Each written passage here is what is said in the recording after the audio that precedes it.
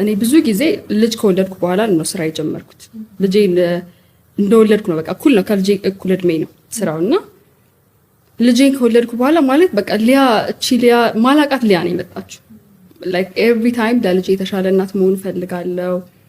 ስራ የምትሰራ በራሷ ኢንካም ያላት ኢንዲፔንደንት የሆነች ለልጅሽ መሆን ቆመሽ የምታሳዩ እንደዛ መሆን ፈልጋለሁና ብዙ ሰው ደግሞ እናትነት ሲባል በቃ ልጅ መውለድ ጥሩ ነው በረከት ነው እድል ነው ምናምን ይላልና at the same time እኔ ብዙ ጊዜ ማውራት የምፈልገው ልጅ መውለድ ሜንታሊ በጣም ስትሮንግ መሆን የሚጠይቅ ነው።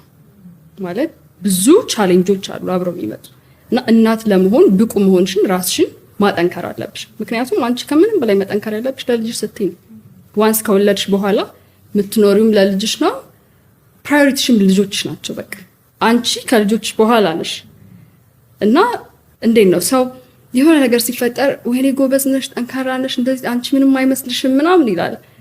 እኔ ለማንም አይደለም ለልጆቼ ነው። አንቺ ደስተኛ መሆን ያለብሽ፣ መሳቅ ያለብሽ፣ መዘነጥ